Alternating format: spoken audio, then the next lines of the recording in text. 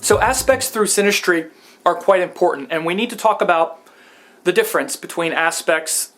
First of all, the difference between the kinds of aspects, and then talk about why they're different. You know, some of the comments that I've been getting, even with this series, is, you know, are you going to talk about aspects because you've talked about conjunctions?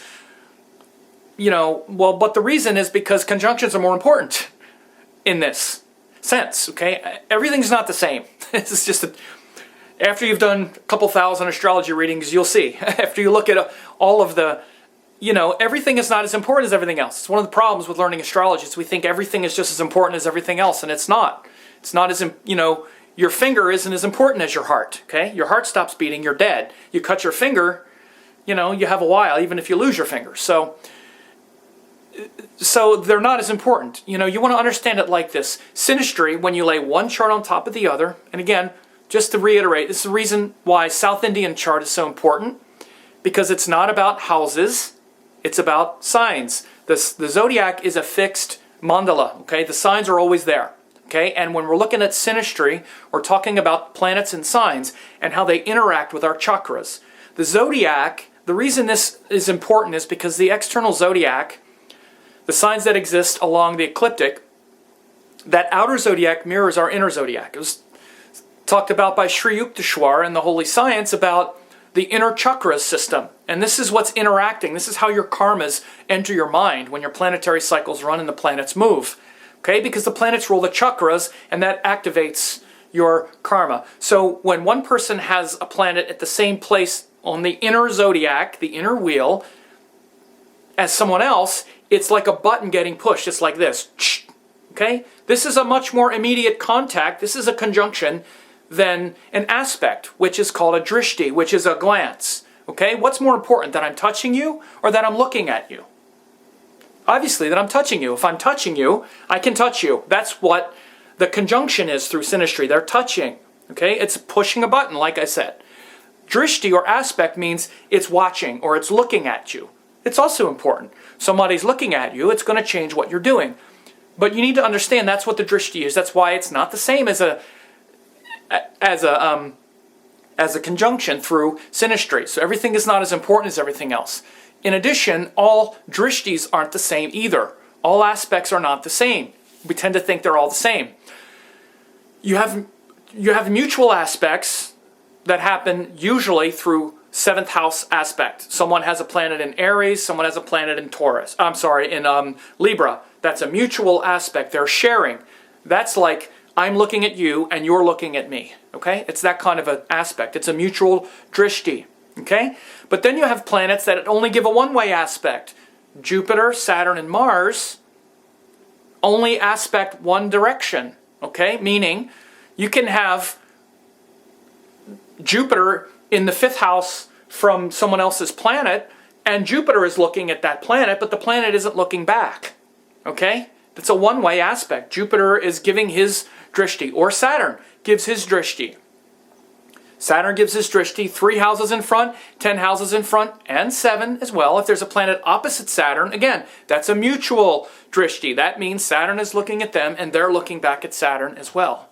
But sometimes Saturn is not getting the drishti back. It's just Saturn is looking at them. Okay? This is important. Again, it's not, everything is not the same as everything else. So these are the different levels of drishti, graha drishti. And so I pay a lot of attention, mainly, again, like I just said, everything is not as important as everything else. The drishti isn't as important as the conjunction. And also the one-way drishti, I give more importance to it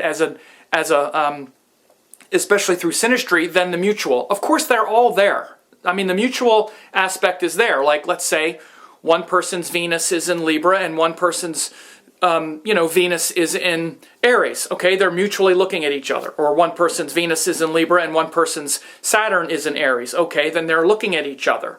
Okay, and of course, you have to look at the dignity and all of that. And when they're looking at each other, it's mutual, okay? And one is going to get it, and one's going to get the other one. So again, there's a sharing. But what's very important is when you see the one-way aspects from the outer planets. Because it's only the outer planets of Mars, Jupiter, and Saturn that give the one-way drishti. So when I see a one-way aspect from Saturn, let's say through the 3rd house or through the 10th house to another person's moon, ascendant, or any planet. But if, 7th Lord, Venus, important planets to, the astrology. And no, I don't mean an empty 7th house. So I want to make that clear. There's a planet in the 7th house and Saturn is putting a one-way aspect on it. That's pretty significant, regardless of what the planet is. But Saturn aspecting a planet in someone's 7th house, that's important. Then that's going to be very significant. You'll see, Saturn putting a one-way aspect on the other person's ascendant. The person is going to feel that Saturn pressure. Saturn's looking at them all the time. And it's one way. There's nothing coming back. The other person isn't, doesn't have, let's say, their Venus looking back at the Saturn or whatever. It's a one-way aspect to the person's ascendant, let's say, or the person's moon. That's significant. Even if it's not, now if it's joined, again, that's an active button that gets pushed. You want to understand the difference. That's why I'm saying these things differently. An active button means if someone's Saturn has joined their moon, then they're always going to have, not just are they going to feel the pressure, but it's going to create action because the button, it's active. It's like they're joined. So one person's moon and the other person's Saturn are always contending with each other through actions. Okay? The drishti, the aspect, is just they feel the pressure, they feel the influence. Just like an aspect in a regular chart. They're different than a conjunction. And one-way aspects are also different in a natal chart. This isn't just through synastry. You should start looking at the difference between these things anyway. When I teach in my courses, I teach the nature of these aspects because it's huge. That Jupiter is just giving an aspect but not getting it back is big. Okay, so again, Saturn aspects through synastry, especially one-way aspects through synastry, feel heavy. And the Saturn person feels like they're always contending with some quality of the other person, and the other person feels it as well. Okay, Mars, again, same thing. Mars aspects 4 houses in front and 8 houses in front.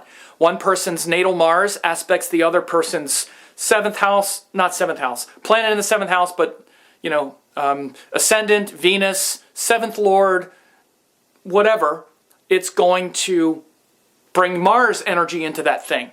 And in particular, when you see things like the ascendant, pay a lot of attention to that, or the moon, in this case. One person's Mars aspecting the other person's ascendant, they're just going to feel that intensity of Mars all the time, just like if it's in your natal chart. Like if you have Mars in Taurus, right, and you have a Leo ascendant, Mars is aspecting your ascendant all the time. So if someone has Mars in Taurus and their partner has a Leo ascendant, the partner's always going to feel the intensity of Mars, right? It's big. Right?